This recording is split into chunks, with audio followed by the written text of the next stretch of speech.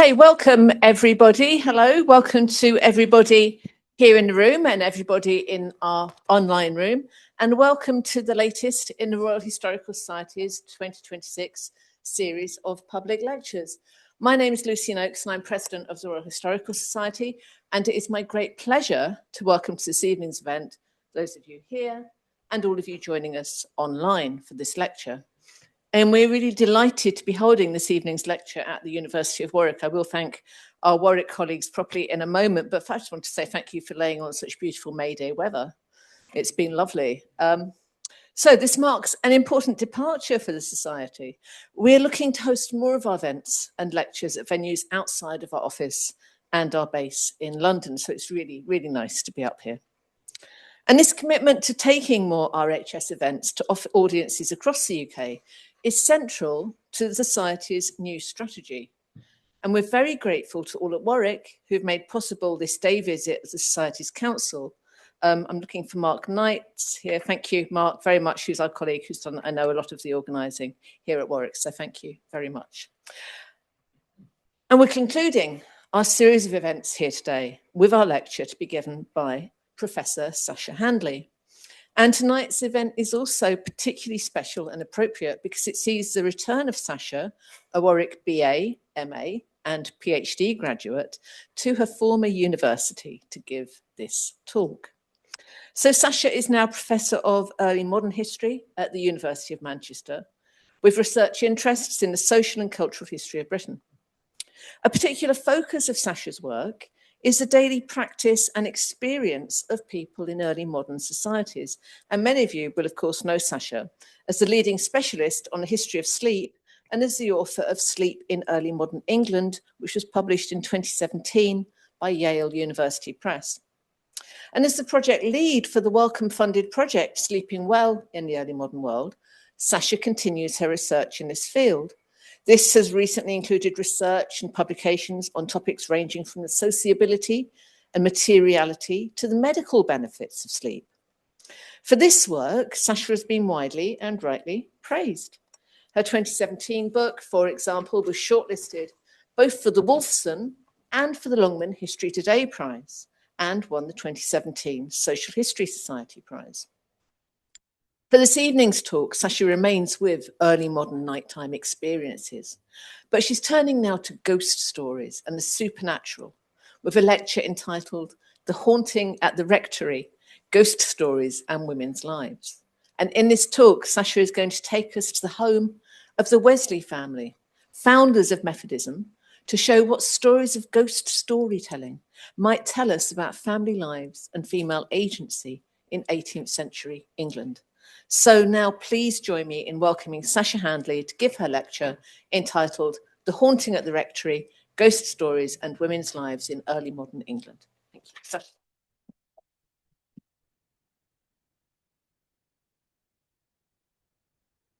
Thank you for that incredibly warm introduction, Lucy. I hope everybody can hear me okay. Everyone at the back? Yeah, perfect, wonderful. It is particularly nice to come back to Warwick for this talk. I've gone back to one of my old PhD case studies, which some of you in the audience I know will probably be very familiar with. But looking at it this time with a fresh pair of eyes and from a new perspective. So it's the ideal place to be to talk about early modern ghosts, which I generally think of Warwick as the early modern ghost HQ. So I'd be grateful to hear what you all think. But I'll start with a question, which is, why were early modern women so often the narrators of ghost stories? Historians have highlighted these narratives as an effective way of calling attention to some of the most distressing instances of abuse suffered by married, unmarried, and widowed women, usually at the hands of the men in their lives. The ghost stories most familiar to scholars of the early modern period are those of cheap printed ballads and chapbooks, which return to the world of the living to dramatically expose episodes of physical violence, sexual assault, incest, adultery, and even murder, sins that had remained hidden from view or that had gone unpunished by the civil or church courts.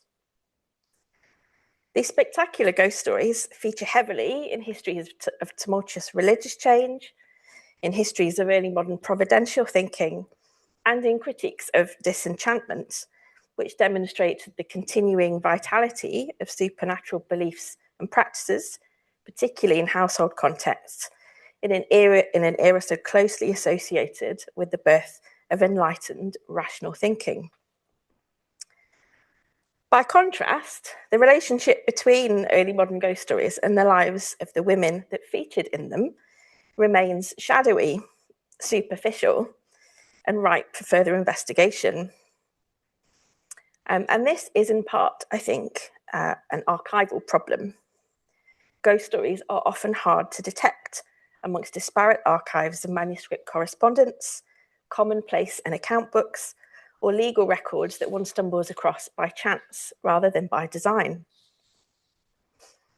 In spite of a concerted effort from the mid-17th century to collate and publish stories of ghosts and apparitions, most of them were framed to bolster doctrinal orthodoxies, seemingly under attack from so-called atheists and Sadducees.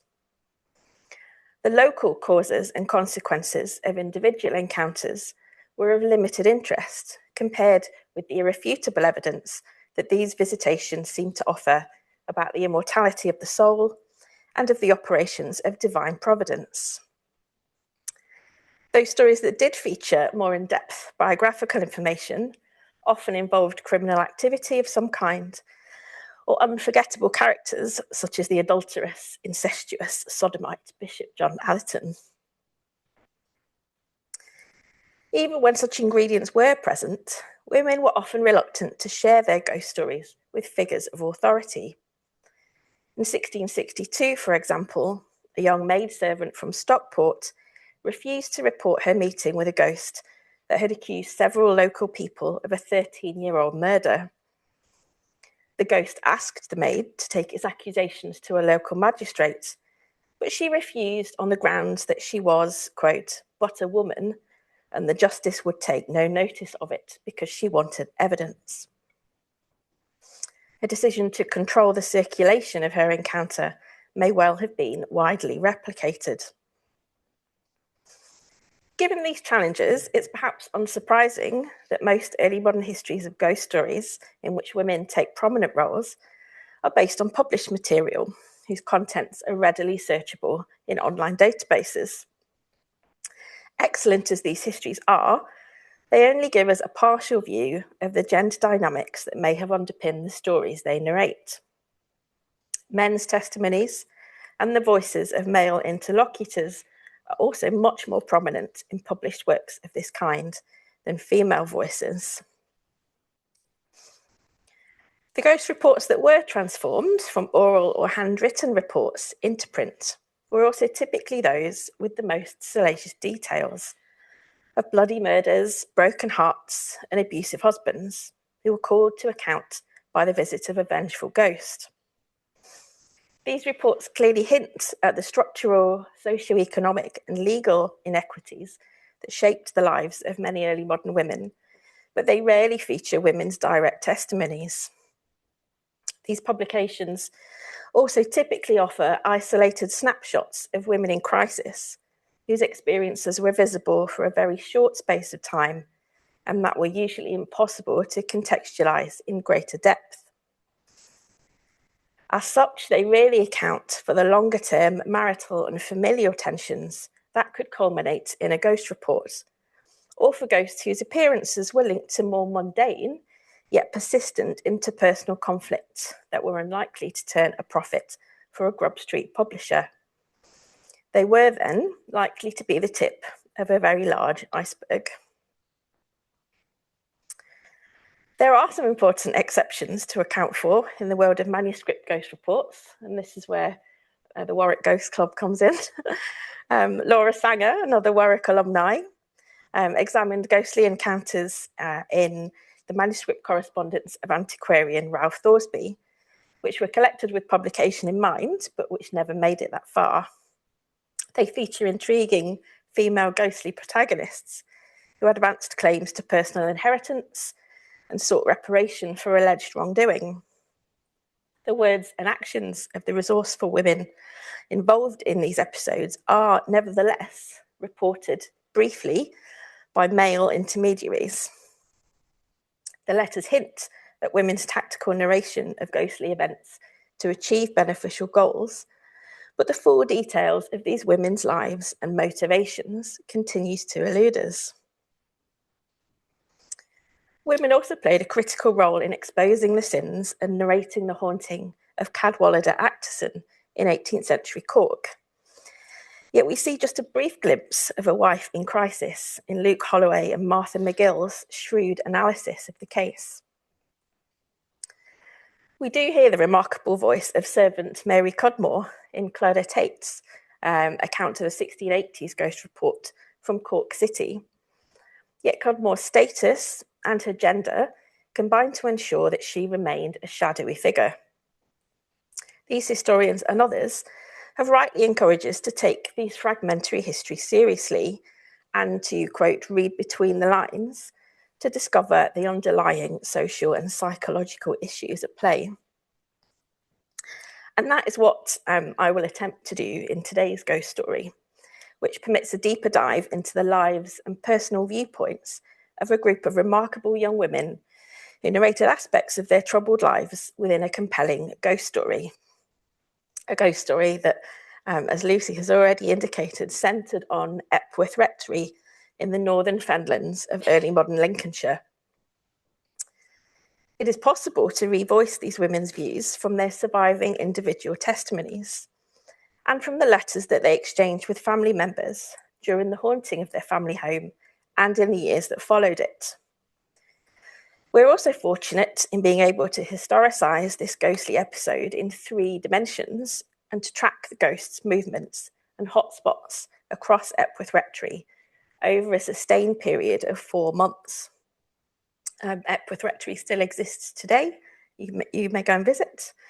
And its spatial and material dimensions at the time of the haunting can be partially reconstructed from a set of floor plans that depict the house's layout following a comprehensive rebuild in 1709, just 7 years before the rectory was turned upside down by the events of the fateful winter of 1716.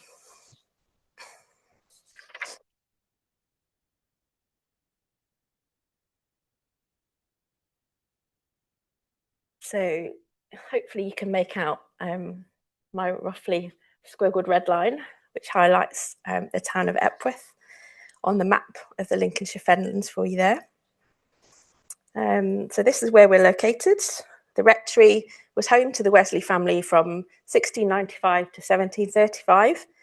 And it's the family into which John and Charles Wesley, founding members of the evangelical movement known as Methodism, were born. Their celebrity undoubtedly accounts for the long-term and rare survival of the original haunting reports. Today, they span about 35 pages of a small leather-bound journal that once belonged to Charles Wesley and that was used to record momentous events in his family's history, as well as the cost of his trips to the hairdresser. But neither Charles nor his 2 brothers were in residence at the rectory when the haunting occurred.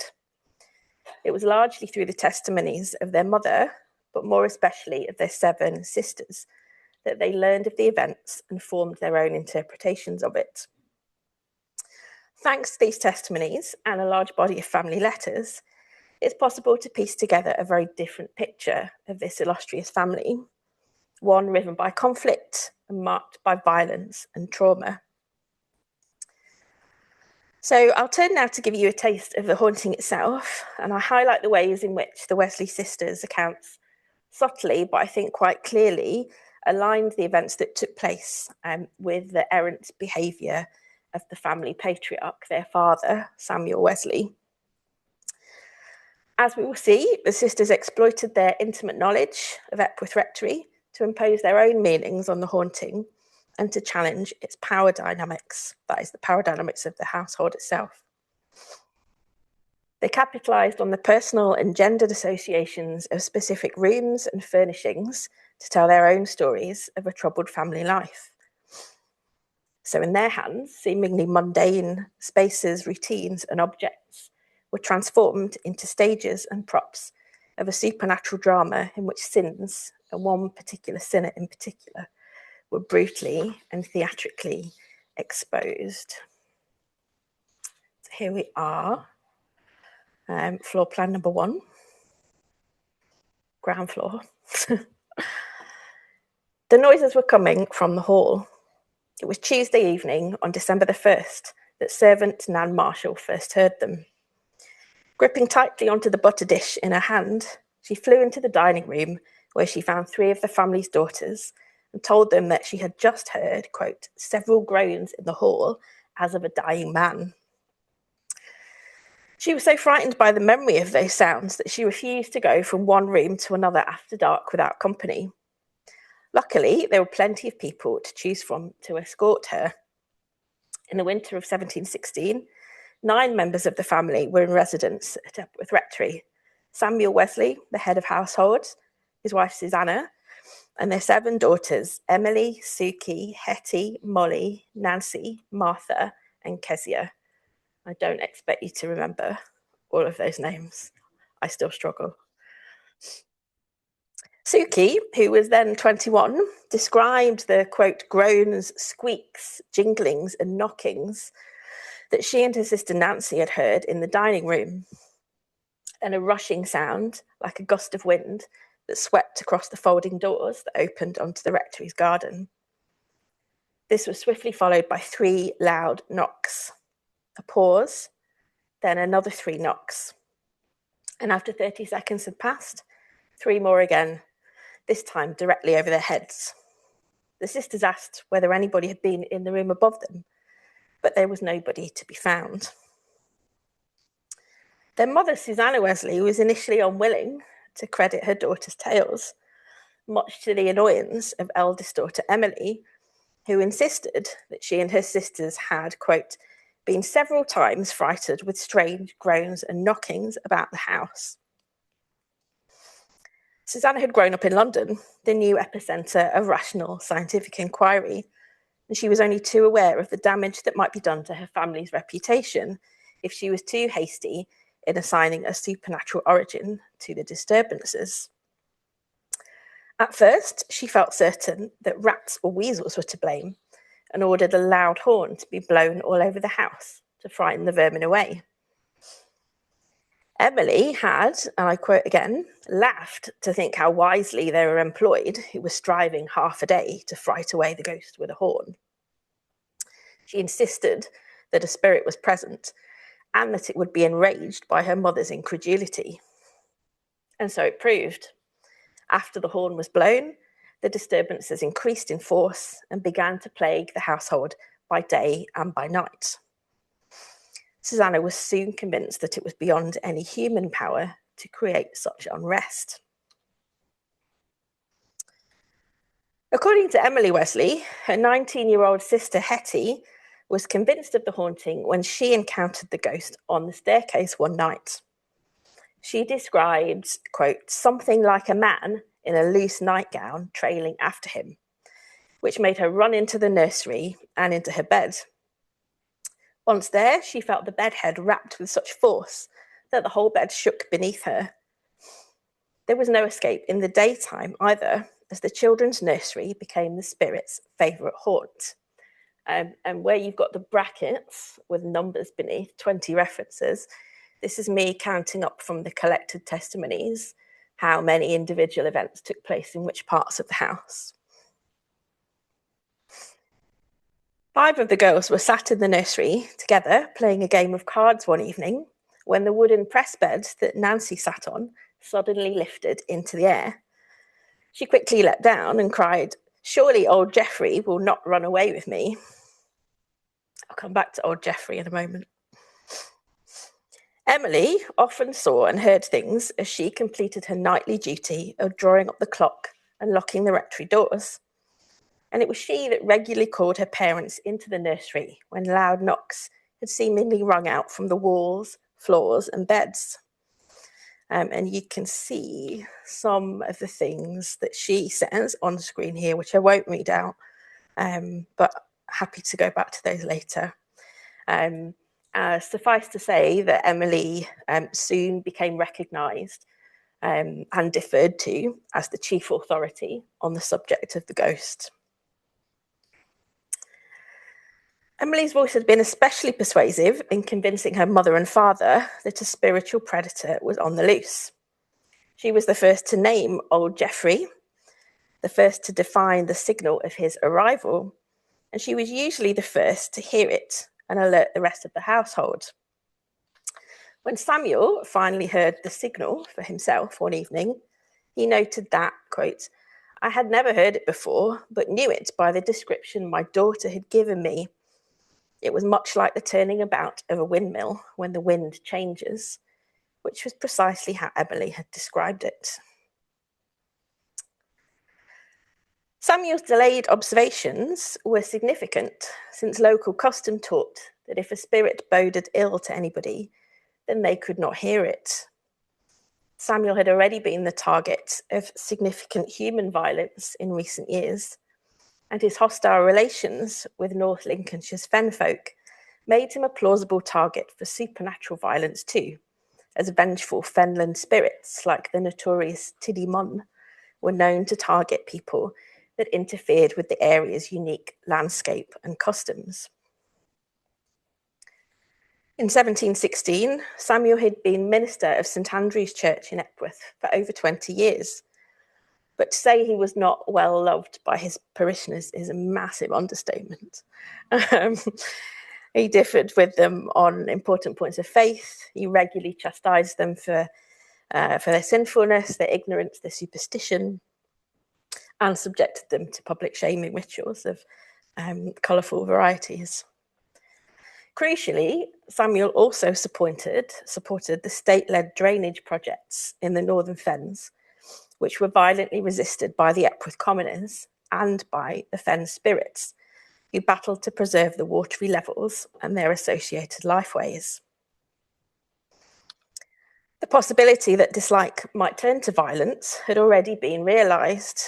6 years earlier, on the 9th of February 1709, the family had barely escaped with their lives when the rectory burned to the ground in the middle of the night. Many suspected an act of arson by one of Samuel's many adversaries. According to his daughters, when old Geoffrey knocked violently on the beds, floors, and doors, he knocked in the same very distinctive way that their father knocked at the rectory door when he came home, 9 times in total, but grouped into 3 rounds of 3 knocks. When Kezia later reflected on the events of that winter, she said that, quote, "She remembers nothing else but that it knocked my father's knock, ready to beat the house down in the nursery one night." The ghost mimicry of Samuel's knocks singled him out as the most likely reason for the spirit's visit. After all, scripture taught that the sound of knocking could be a call to attention from God, the author of all supernatural activity. And here you've got probably slightly too fuzzy image of an extract from Suki's account that makes a very similar point. And the line that I should have highlighted, if I had any fancy tech skills, says, "It ended that night with my father's particular knock, very fierce." The testimonies of all the Wesley sisters left no doubt that Samuel was culpable for the invasion. Aside from the mocking knocking, old Geoffrey's targeted disruption of Samuel's duties of paternal governance took centre stage in the women's carefully crafted reports. Old Geoffrey was fond of disturbing Samuel when he led his family in prayers for King George I. George became the first Hanoverian monarch of Great Britain and Ireland in 1714, but the legitimacy of Hanoverian sovereignty was fiercely contested. For example, in the Jacobite Rebellion of 1715, just a year before the haunting takes place. And that political conflict had very loud echoes at Epworth Rectory. Samuel was staunchly committed to the new royal dynasty, but he quarrelled with his wife about her fondness for the exiled Stuarts.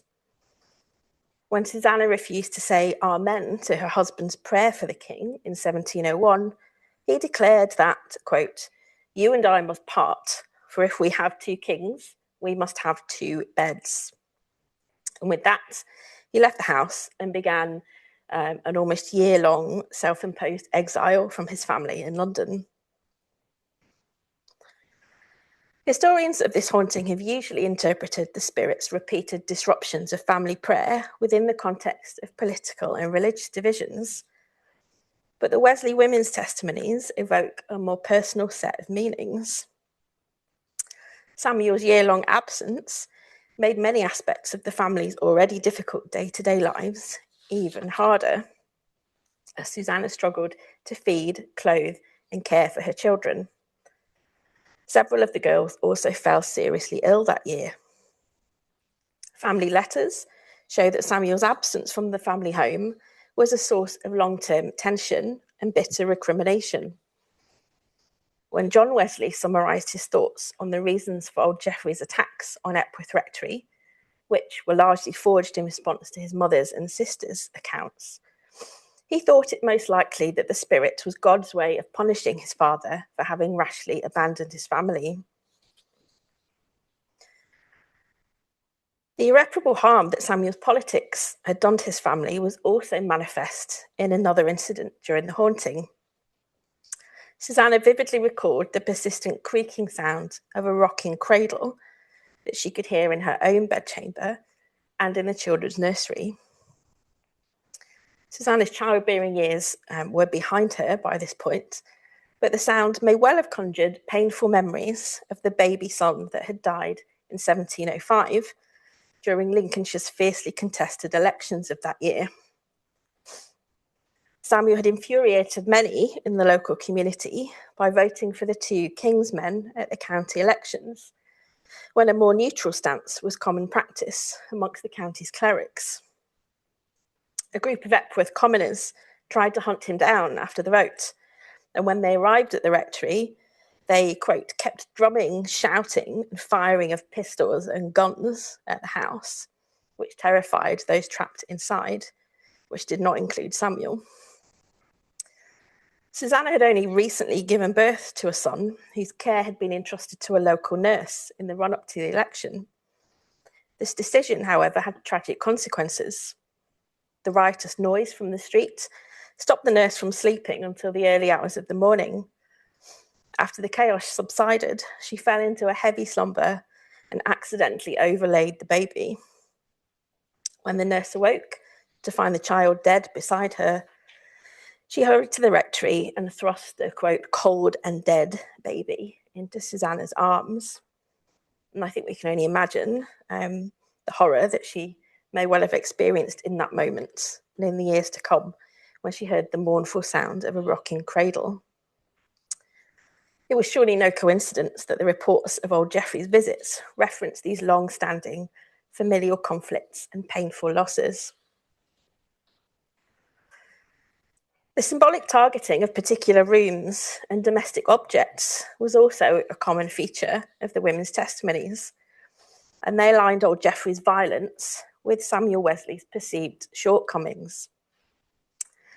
Suki recalled in a letter to her brother Sam that, quote, last Sunday, to my father's no small amazement, his trencher danced upon the table a pretty while without anybody stirring the table.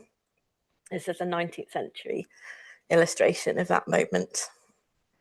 Now, for those of you who are unfamiliar with trenchers, we're talking about a small wooden plate or a placemat used at meals or banquets.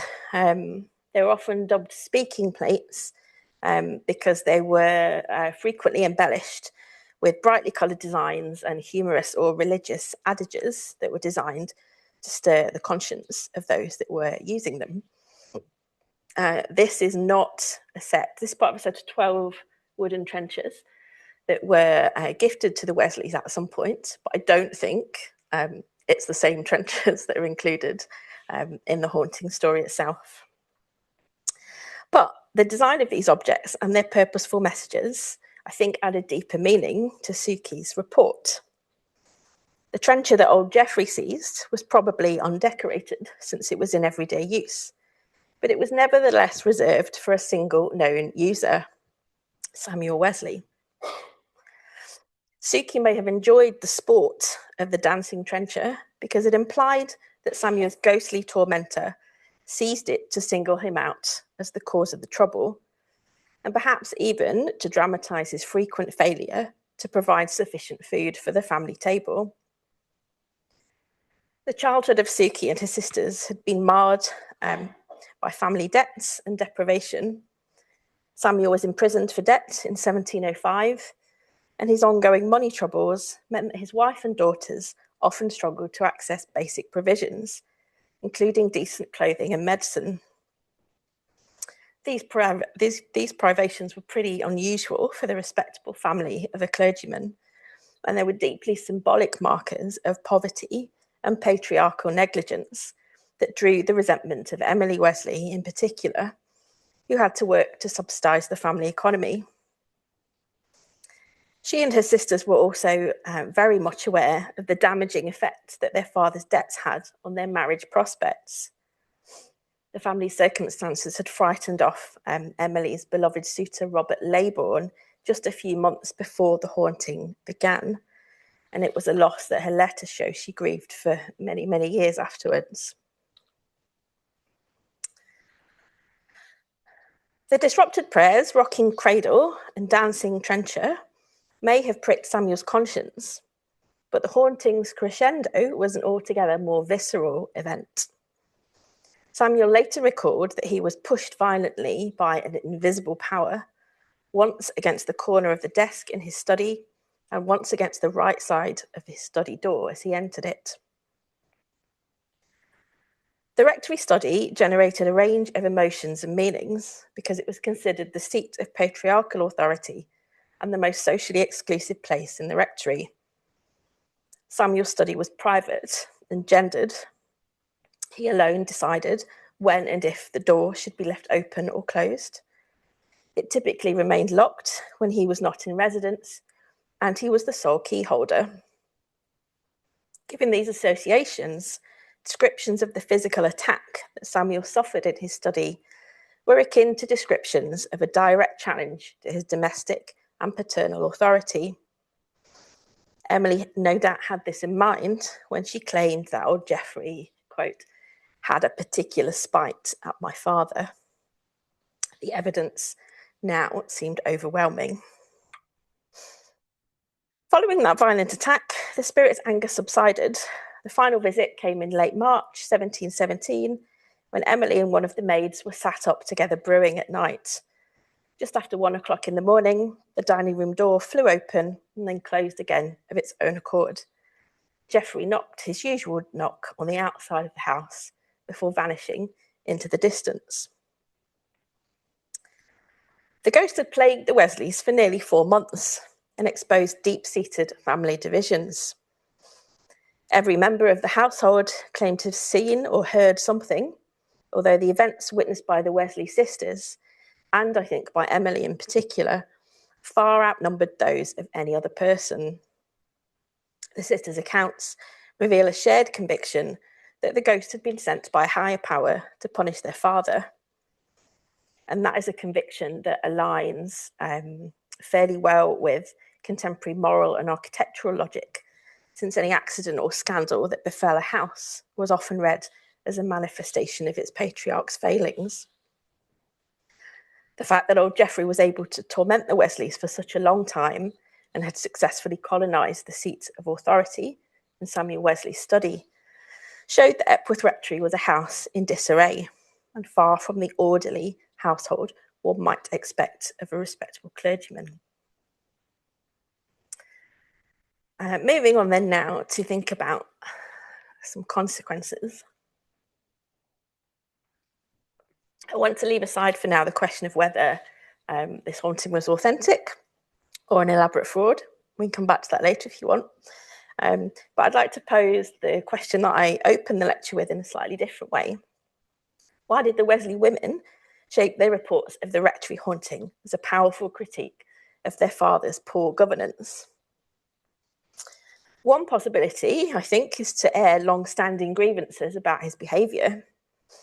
The ghost's assaults on the rectory and on Samuel himself opened a space for his daughters to express their anger and resentment of their father at a time when it was highly irregular for subordinates, and especially young women, to openly criticise their governor.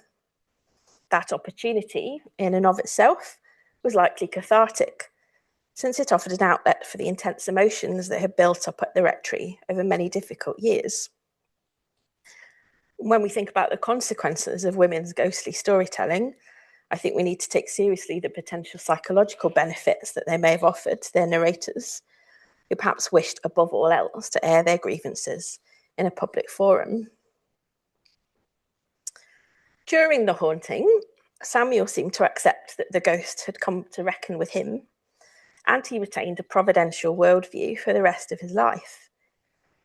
There is little evidence, however, to suggest that his behaviour changed in the aftermath of the haunting, even though his family deemed the ghost to be a serious call to repentance. If he did try to mend his ways, perhaps his efforts were short-lived or just went undocumented. But his behaviour towards his daughters, which might be described today as a sort of pattern of microaggressions, very much continued. But no individual action was ever serious enough to warrant formal reproof or criminal charges. Punishment could come in many different forms, however, and the devastating blow that the haunting dealt to Samuel's honour must have been excruciating for such a proud patriarch. His reputation never fully recovered in the estimation of those closest to him, whose critiques of his behaviour grew ever more strident in the aftermath of the haunting. As a man of God, the esteem in which Samuel was held by his parishioners, in theory at least, and by his closest family, was vital to his identity and moral authority. Seen from that perspective, the impact of the haunting, a phenomenon understood to be sanctioned by God in only the most extreme of circumstances, could hardly have been more damaging. For Emily, Suki, Hetty, Molly, Nancy, Martha, and Kezia, the benefit of staining their father's honour by narrating the family's ghostly encounter in very distinct ways may well have been to lay bare the gravity of the family's problems, and by consequence, their acute vulnerability to earthly and supernatural dangers whilst they remained under their father's charge. Such a deliberate exposure of vulnerability, the like of which Joan Scott has read as a powerful act of resistance rather than fatalistic resignation, seems to have provoked the sympathy and assistance of close family members. The most powerful intervention came from Samuel's own brother, Matthew Wesley, a London-based apothecary, who stepped in to support his nieces by offering them a home, social connections, and a welcome escape from the miseries of life in Lincolnshire. Over time, he became a stand-in father figure for many of the girls, and he was able to provide a small portion of the security, comfort, and provision that a young woman might expect from her own father, as he assisted with modest dowries and bequests in his will for his nieces. Susanna Wesley's sister, Anne Annesley, also left bequests for her sister and nieces in her will, and she took the unusual step of excluding her brother-in-law from the financial settlement, which Kezia distinctly recalled had, quote, displeased my father much. I bet it did. A third unintended yet significant legacy is also worth briefly exploring, which relates to the Methodist movement itself. The Epworth haunting had a powerful and long-lasting impact on John Wesley's evangelical ministry. Encounters with the walking dead, with angels and demons, were pivotal to the appeal and success of early Methodism. John Wesley judged them remarkable because of the profound spiritual and emotional effects that these encounters had on the people that experienced them. Such tales burst from the pages of the official Methodist publication, the Armenian Magazine, and from the stacks of correspondence that connected Methodist lives across time and space. The serialisation of some reports was a clever editorial strategy to build reader loyalty.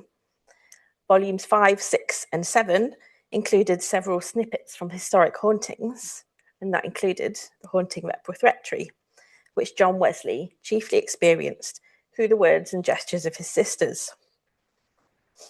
Methodist women were prominent authors of these reports, and like the Wesley sisters, their narratives allowed them to speak with remarkable authority and emotional force about domestic and spiritual affairs. These accounts were carefully curated to support John Wesley's religious values. He was convinced that supernatural encounters offered irrefutable evidence of the soul's immortality and hope of a future reward, but that they also offered the strongest inducements to love God and live according to his laws. These were the conclusions he had reached in the aftermath of his family's ghostly encounters. In a letter published in the July 1781 edition of the Armenian magazine, a woman named only as Mrs. E.M. described an apocalyptic-style battle between God and the devil that she had witnessed and that ultimately led her to become a Methodist. She eagerly shared news of her triumph over the devil and of the state of her changed heart, brought about by God's love in the aftermath of her encounter. Another conversion narrative was sent by Mrs. B. King. She explained how the devil had assaulted her when she was trying to fall asleep, but since she had received God's light through her Methodist faith, she wrote that, quote, "My dreams have always been pure and sometimes heavenly. Sometimes I have a clear intercourse with the unseen world." Wesley exchanged letters with Mrs. King, perhaps because her account put him in mind of that offered by his sisters, who had also been assaulted at bedtime and in their sleep by old Geoffrey. What is distinctive in these accounts is the audibility of women's voices. Their testimonies were not unmediated, with names sometimes obscured or their reports copied and repeated by male commentators. The authority that their words were afforded in the magazine is nonetheless striking, as is the affinity that many women were permitted to claim with supernatural agents. This prominence, which stands in stark contrast to the way in which women's voices were erased and discredited in other published reports of supernatural activity in the 18th century, was also echoed in John Wesley's journal. His deep interest in human encounters with divine and diabolical forces was well known, which explains why so many Methodist converts, and especially female converts, felt comfortable sharing their own experiences with him. They sought his advice about how to interpret or deal with recurrent visits from a ghost or demon, whilst others wished to share details of how these confrontations had brought them closer to God without fear of judgment or ridicule. Presenting the details of a supernatural encounter to others was then an expression of spiritual maturity and an act of piety for many of Wesley's female correspondents and for the women he met on his missionary ventures. The ways in which these testimonies moved John Wesley is strikingly reminiscent of the emotional power of his sister's ghost reports. Considerable rhetorical skill was needed to create that impact, since Wesley often conducted personal interviews with those that reported being in the presence of supernatural agents, as he had done with his sisters, to verify their own authenticity, but more importantly, to gauge their emotional and spiritual significance. The power of such reports to stir godly emotions and to effect heartfelt conversions gave them a privileged status within Wesley's ministry. Methodist historians have usually regarded the haunting of Epworth Rectory as an awkward anomaly that does not sit comfortably with the movement's origin story. But I think that it had a very significant effect on its style and success. And that, I think, is an impact that should be reclaimed as an important testimony to his sister's narrative expertise and also to their resilience in the face of a very difficult early life. So, to conclude, The rare survival of a rich set of ghostly testimonies, family letters, and the physical site of an infamous haunting has allowed me to revoice the words and histories of a group of women that interpreted the haunting of their family home primarily in relation to their own troubled lives. The Wesley sisters all believed in a world governed by the checks and balances of divine providence, but the language of providence is remarkably muted in their ghost reports, which instead prioritise more concrete and highly personalised issues. They used old Geoffrey to draw attention to their family's sufferings under Samuel Wesley's governance, and not to wonder at the operation of more transcendent forces. Their accounts were carefully constructed to highlight the years of violence and deprivation that they had suffered, as particular moments, spaces, and objects were singled out for special attention. And shedding light on those aspects of the storytelling process owes much to Natalie Davis's pursuit of fingere, the craft of persuasive and strategic narration. Recovering the history of the Epworth ghost is also an exercise in recovering the everyday lives and perspectives of Emily, Suki, Hetty, Molly, Nancy, Martha, and Kezia Wesley. Given their illustrious family surname, the need for this act of recovery is surprising, but the patriarchal power relationships that structured family life at Epworth Rectory are very much mirrored in the archives, where these women's histories have been marginalised, if not erased entirely. Bespoke archives, historic sites, and a shower of global artefacts, some of which you can see here, narrate the histories and achievements of their brothers and parents, but remarkably few traces of these women have been preserved. There are no locks of hair, no pieces of clothing, no personal or commemorative objects that carry the memory of these women forward in time. But their ghost stories, I think, allow us to get better acquainted with them, to appreciate their storytelling skills, their strength of character, their close sibling relationships, and their refusal to simply accept the realities of life at the rectory without complaint. The Wesley women were certainly not alone in weaving a history of domestic conflict within a ghost story. But the fame that their family later went on to achieve means that we have an unusually large body of evidence to recover the likely causes and consequences of this particular encounter.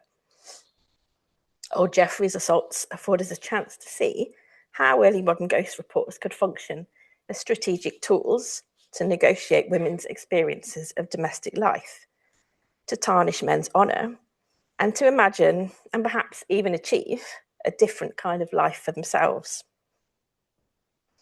I think this case might also prompt us to ask how many other domestic relationships were negotiated by a well-told ghost story. They may not have involved physical violence or murder like the ghosts of cheap printed fame, but the Epworth haunting is a useful reminder that these stories could be just as effective in challenging the more endemic troubles of women's domestic lives. So let us hope that there are more old Geoffreys out there